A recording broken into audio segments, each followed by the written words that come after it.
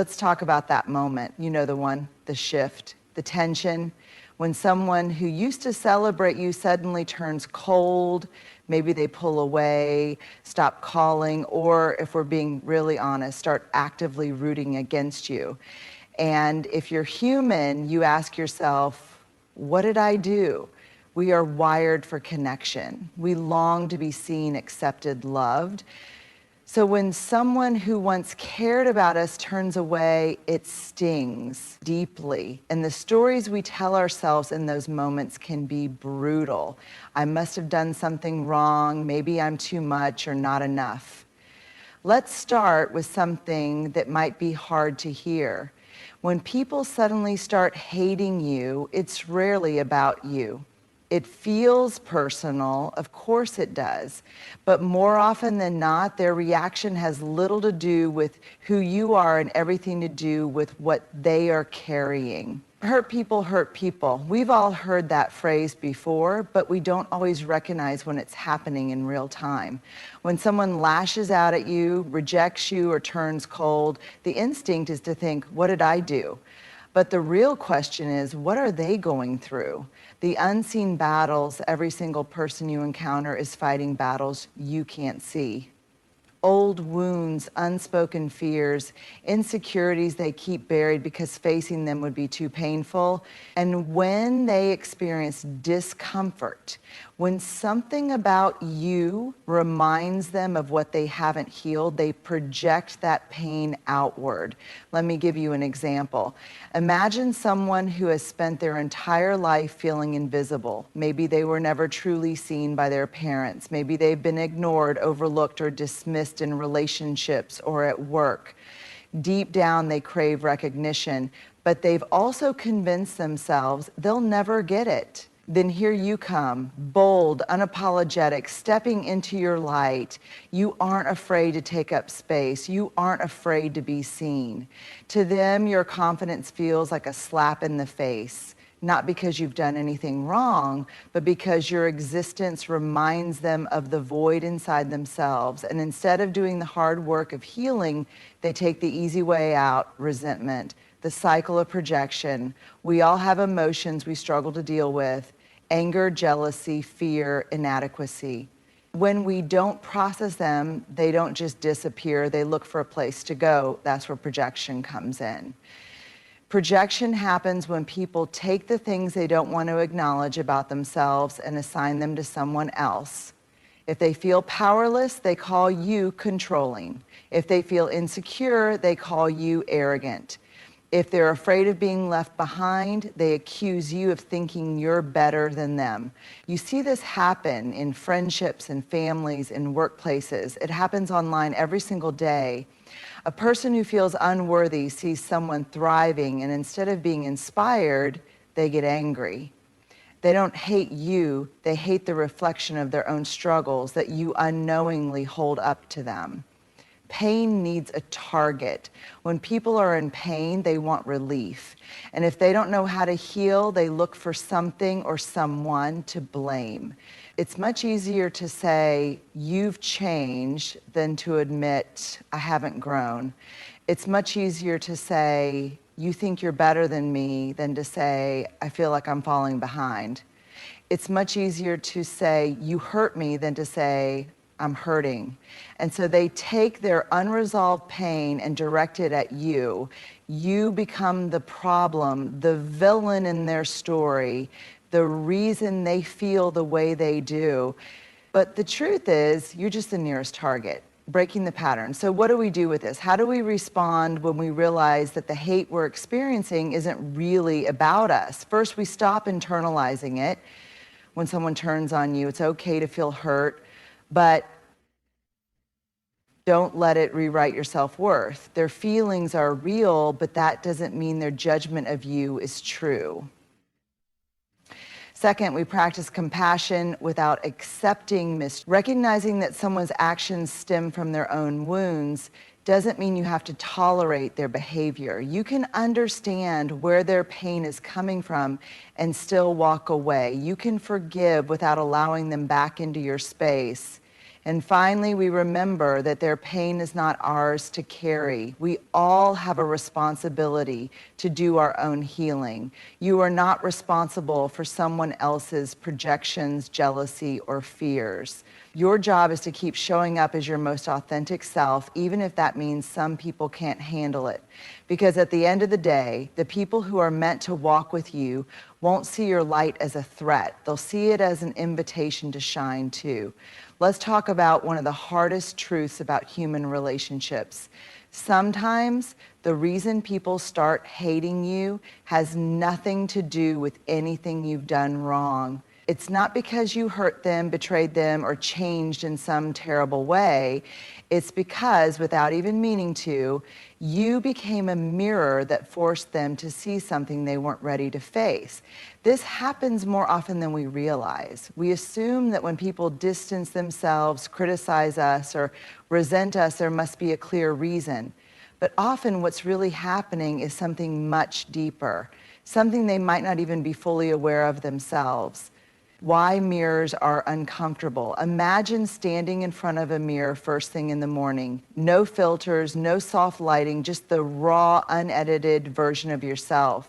Some mornings you look in the mirror and think, okay, I can work with this. Other times you cringe. You see the tired eyes, the messy hair, the things you wish you could change. Now imagine that same dynamic happening emotionally. Some people go through life avoiding their own reflection, not in a literal sense, but in an emotional one. They don't want to confront their fears, insecurities, regrets, or the ways they've been holding themselves back. They've spent years constructing a version of themselves that feels safe. Then you come along, and simply by being yourself, you shatter that illusion. You didn't mean to. You weren't trying to challenge them or make them uncomfortable. But something about you, your growth, your confidence, your authenticity, acted as a mirror, reflecting back the parts of themselves they didn't want to see. Your growth exposes their stagnation. One of the biggest triggers for this kind of reaction is growth. When you evolve, when you start setting higher standards, when you pursue your dreams, it can make others painfully aware of the ways they've stayed stuck. Think about it. If someone has spent years convincing themselves that their dream is impossible, and then they see you making it happen, what does that say to them? It forces them to face the uncomfortable truth that maybe it wasn't impossible. Maybe they just didn't try. If they see you healing from past trauma, it forces them to acknowledge that they've been avoiding their own healing. If they see you stepping into confidence, it highlights their own self-doubt. If they see you setting boundaries, it reminds them that they've been allowing themselves to be mistreated. It's easier to resent you than to face all of that. It's easier to say, you've changed, than to say, I'm afraid I'm being left behind. Authenticity can be intimidating. Another reason you might become a mirror for someone is because you have something they wish they could embody. Authenticity in a world where so many people wear masks. Authenticity is rare, and sometimes it's confronting. People who have spent years shrinking themselves to fit in, pleasing others, or hiding their true feelings might look at you fully embracing yourself and feel both admiration and resentment at the same time. They might think, how dare you be so free? How dare you be so unapologetic? How dare you live in a way that I've always been too afraid to? Of course, they won't say it that way. Instead, they'll call you too much. They'll say you're full of yourself. They'll pick apart little things about you that don't really matter, because deep down, it's not about those things. It's about the fact that your authenticity makes them uncomfortable with their own lack of it. Jealousy isn't always about envy. It's about reflection sometimes. What looks like jealousy isn't really about wanting what you have. It's about what your success, happiness, or confidence represents. When people are truly secure in themselves, they can celebrate others. They see someone winning and think, it's amazing, I wonder how I can grow too. But when people are struggling with self-worth, they see someone winning and think, if they're doing well, what does that say about me? Instead of inspiration, they feel inadequacy. Instead of motivation, they feel resentment. And because they don't know how to process those emotions, they direct them at you. They criticize, they distance themselves, they talk behind your back, not because you did anything wrong, but because your presence alone is enough to bring up feelings they don't want to deal with. How to handle being a mirror. So what do you do when you realize that someone's dislike for you isn't really about you, but about what you represent to them? Don't dim your light. The worst thing you can do is shrink yourself to make other people comfortable. Keep growing, keep being authentic, keep showing up as your full self. Have compassion, but set boundaries.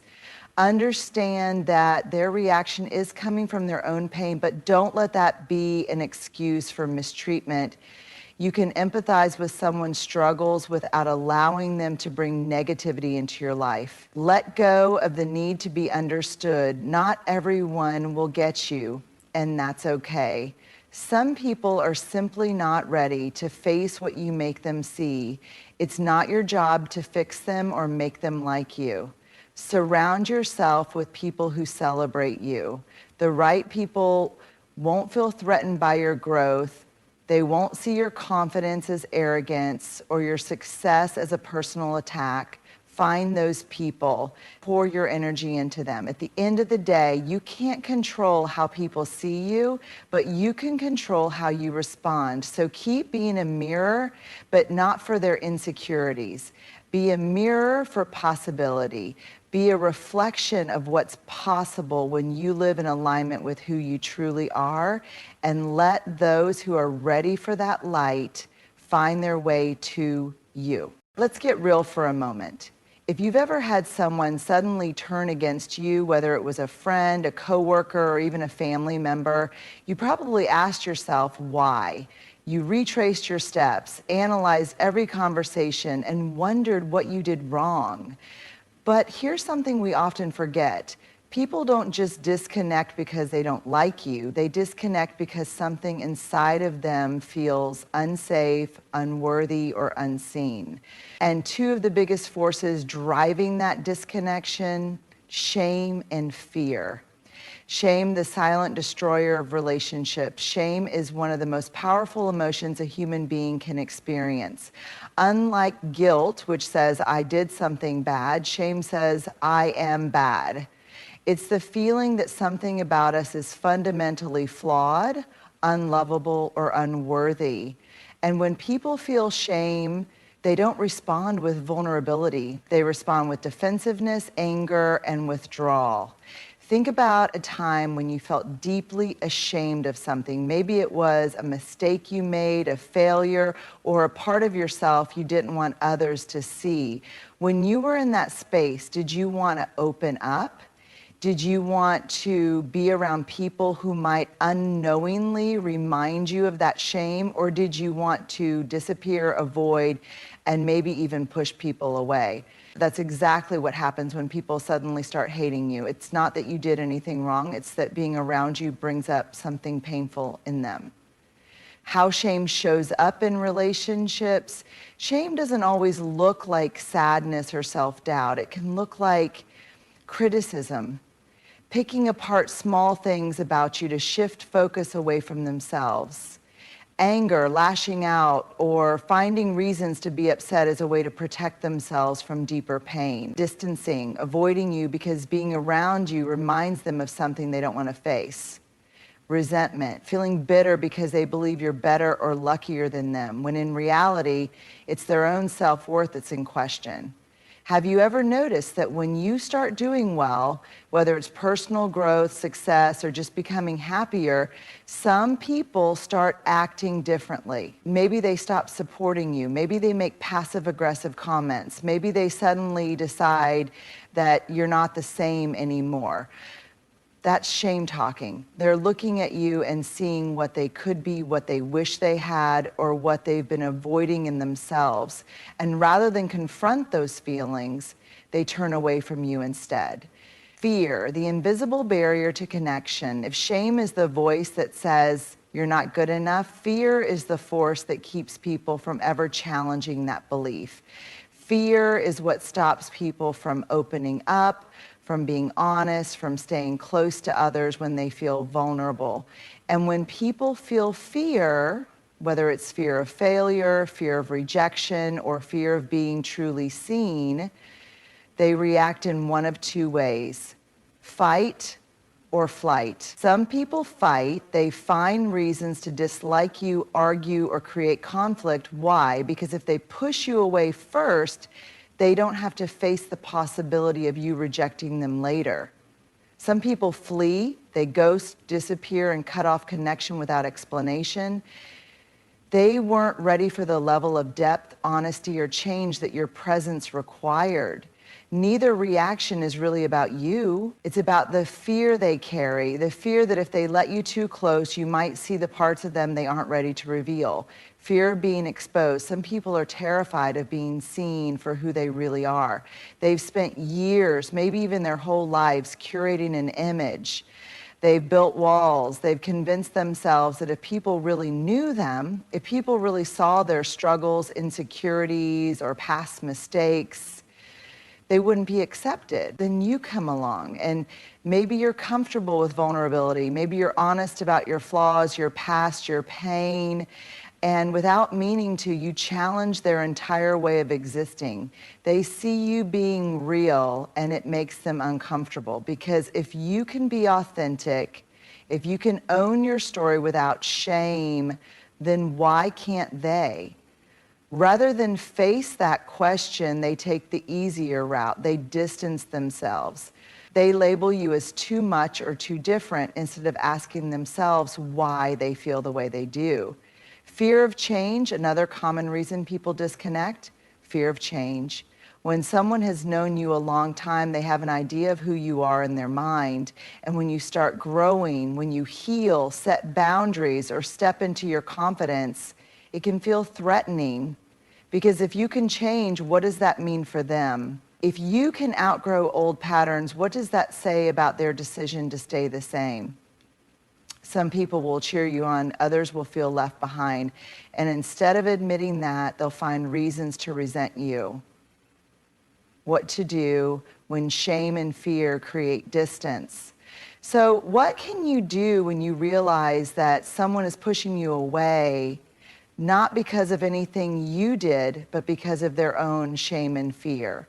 Don't take it personally. This is the hardest part, but also the most important. Their reaction is about their wounds, not your worth. Resist the urge to fix it. You can't heal someone's shame for them. You can't make them less afraid. They have to do that work themselves. Set boundaries. Understanding where someone's actions are coming from doesn't mean you have to tolerate disrespect or leave the door open, but don't chase. Some people need time to process their emotions. If they come back ready to connect in a healthy way, great, but don't wait around for it. Keep being yourself. Don't shrink to make others comfortable. The right people will appreciate your growth, not fear it. One of the hardest lessons in life is realizing that not everyone who starts the journey with you is meant to finish it by your side. We grow up believing in permanence. We expect friendships to last forever, relationships to withstand every storm, and people to remain the same. But life has a way of teaching us that permanence is an illusion. People change, circumstances shift, paths diverge, and sometimes the people we love the most become the ones we must learn to live without. At first, this feels like loss. It feels like failure. We ask ourselves, what went wrong? What did I do? Why did they leave? But the deeper truth is that some people come into our lives for a season, a lesson, or a specific purpose, not for forever. And that's okay. The illusion of forever. We've all heard phrases like best friends forever and soulmates are eternal. And while those sentiments are beautiful, they aren't always realistic. The truth is, most relationships in our lives, whether friendships, romantic partnerships, or even family bonds, are not built to last indefinitely. Some people are here to walk with us through a certain phase of life. Maybe they're meant to help us grow, to challenge us, to support us when we need it most. But just because someone was perfect for one chapter of your story doesn't mean they're meant to be in all of them. Think about the friendships you had when you were younger. Some of them might still be strong, but others faded, not because of betrayal or wrongdoing, but because you grew in different directions. You changed and so did they, and that's a natural part of life. Growth often means outgrowing one of the biggest reasons people leave our lives or why we have to let them go is because growth changes everything.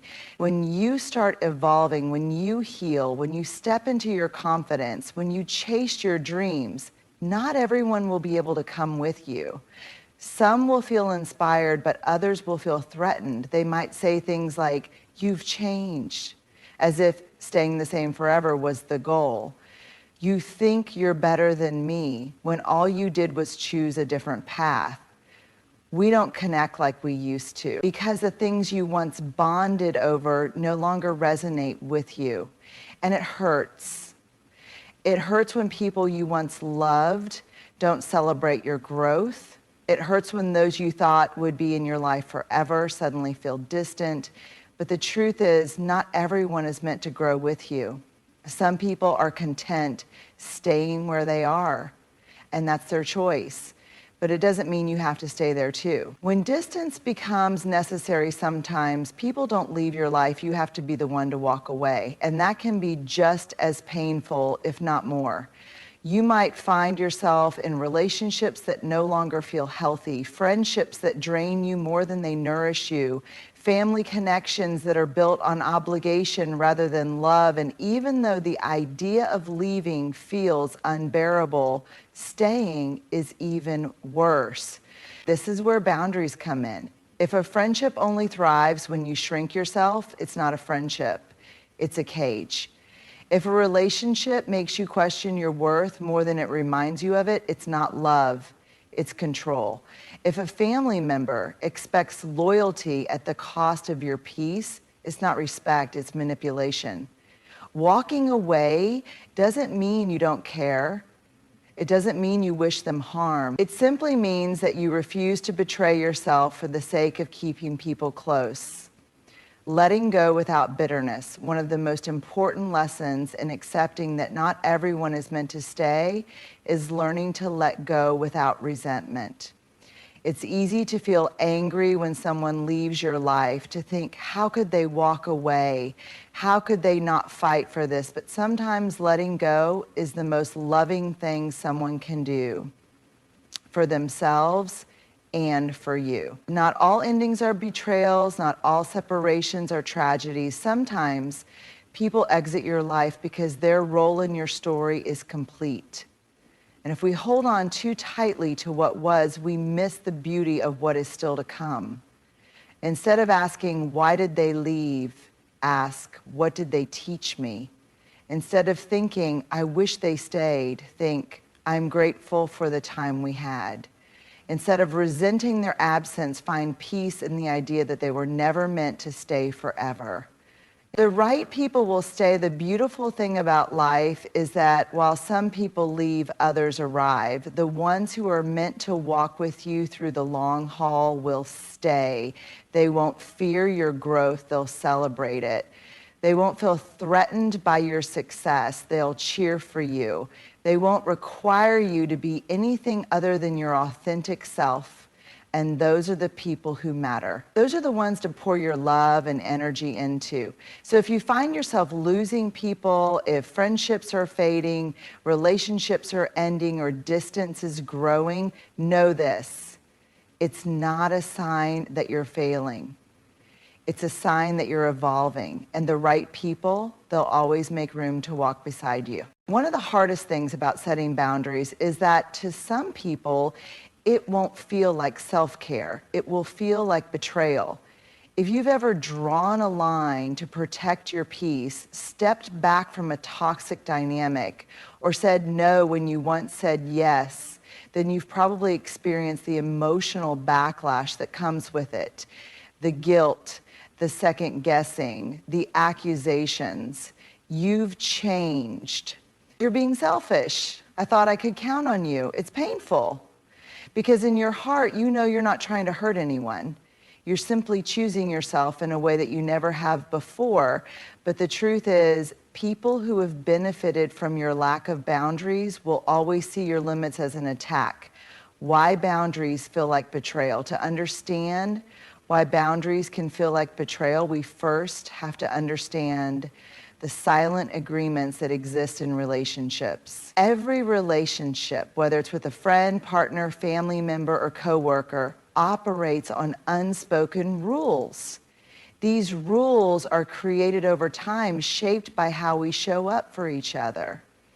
For example, if you've always been the friend who drops everything when someone needs you, people come to expect that.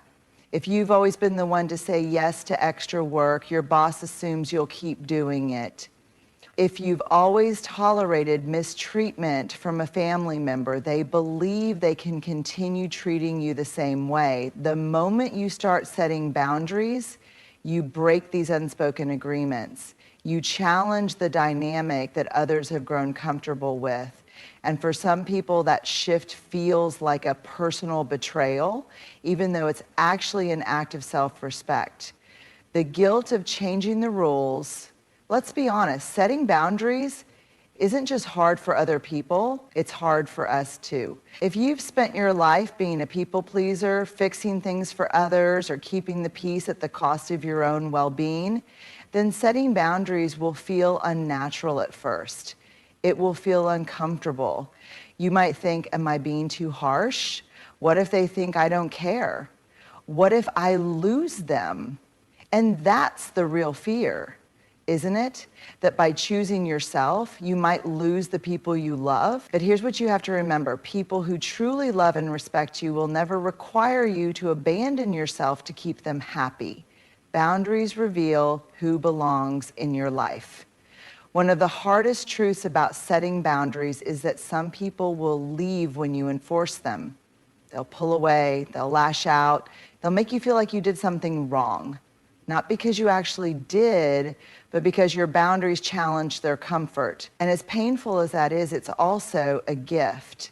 Because boundaries don't push away the wrong people, they reveal them. Think about it. A real friend won't be upset that you need space.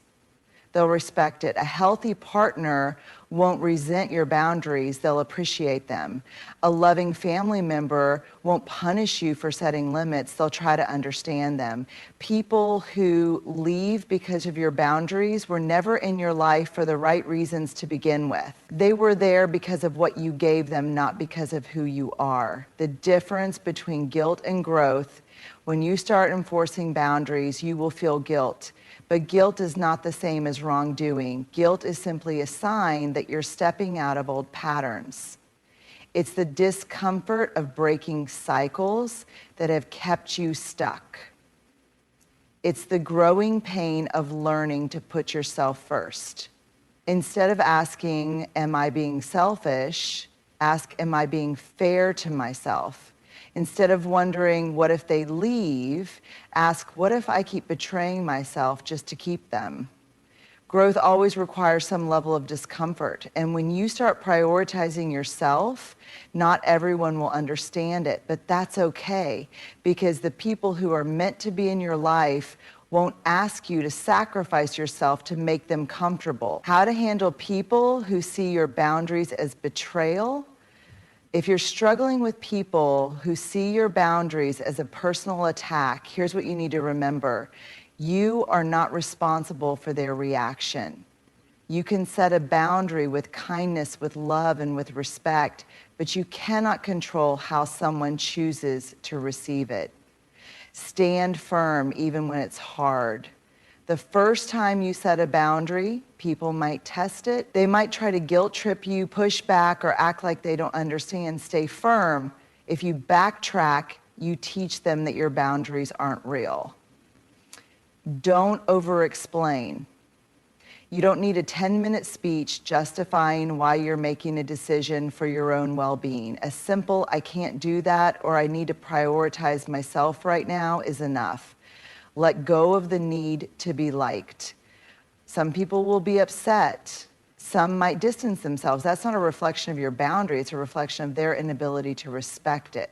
Recognize the people who stay. Not everyone will walk away. Some people will surprise you by adjusting, respecting, and even appreciating your boundaries. Focus on those people. Boundaries are a form of love. At the end of the day, boundaries are not about pushing people away. They're about creating relationships that are built on mutual respect, honesty, and emotional well-being. They are a way of saying, I love you, but I love myself too. I want to show up for you, but I can't do that if I'm constantly drained. I care about this relationship, but it has to be healthy for both of us. The people who truly care about you will not see your boundaries as betrayal. They will see them as an opportunity for a stronger, more honest connection. And those who don't, they were never truly in your corner to begin with. One of the most liberating truths you will ever accept in life is this: you are not for everyone, and that's okay. For much of our lives, we are taught to seek approval. We try to be liked, to fit in, to make sure we are accepted by as many people as possible. And when someone doesn't like us, it stings. We take it personally. We wonder what we did wrong. But the truth is, no one is universally liked. No one, not the kindest person, not the most generous soul, not the most talented individual. There will always be people who don't understand you, who don't see your value, or who simply don't vibe with who you are. And that's not a reflection of your worth, it's a reflection of human nature. So instead of exhausting yourself trying to be everything for everyone, focus on being you, unapologetically, authentically, and wholeheartedly. The right people will love you for it, and the wrong ones, they were never meant to be part of your journey anyway.